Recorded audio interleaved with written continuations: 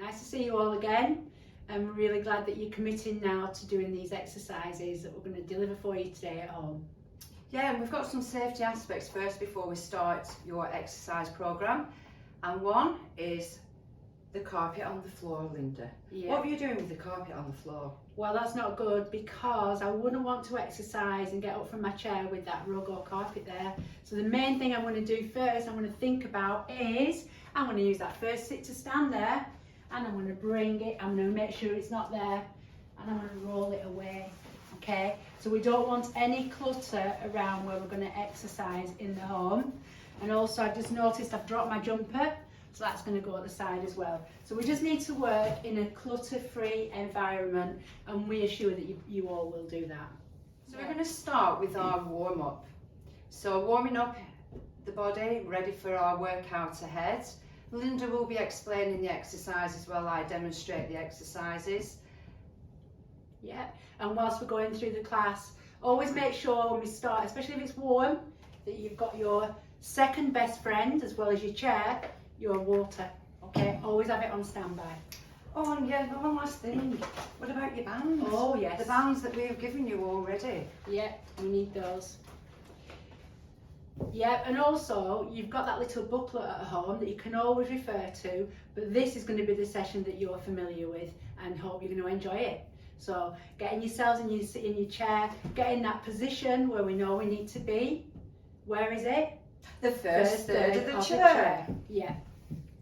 So that's where we're going to start. First third of the chair. I'm going to do the warm-up standing. Linda's doing it seated. So whatever you're feeling today, you've got an option. So it's never a sign of weakness if you need to do the seated option. Isn't that right, Linda? That's right, that's okay. And any time when you're standing, you all know you've been educated so well.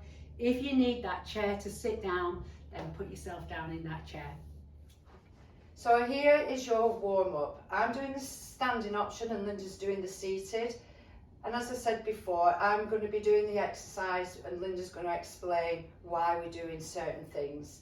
All right, are we ready, Linda? Of course we are. Are you sure? Yeah, in the chair we just need to start picking up the feet, rolling up through the foot, landing down, ball through to heel. And when you're feeling good, you can just bring in that gentle arm swing.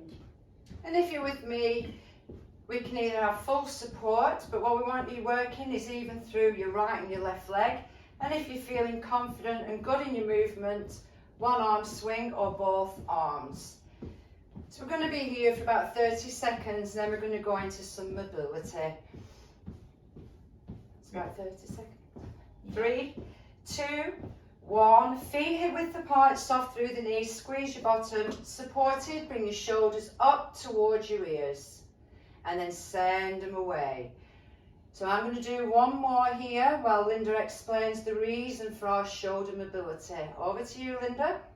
Well done everybody. So remember from class, we do our shoulder mobility to keep that upper body really mobile, keep those muscles and joints really strong and healthy, and think about our posture. And relax. From here, if you feel good, you want to take your hands at the side. We're going to go into our shoulder rolls, just increasing our range of movement around the shoulder girdle. Have you anything to add, Linda? I'm sure she has. Always, we know that what we do from one thing, we can increase it and progress that movement to another to keep these shoulders moving a little bit more in our warming up all the muscles and joints. And relax. Then we go back into our march, a little bit more circulation booster, knowing you've got that support, either no support, one hand support, or keep supported. Remember, at any time you shouldn't get breathless at all throughout the class, and always remember, if you need that chair, it is your best friend. Just sit down in it.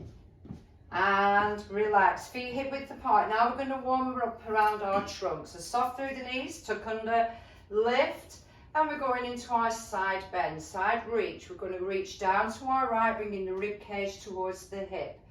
And on the side view, you should be able to see them.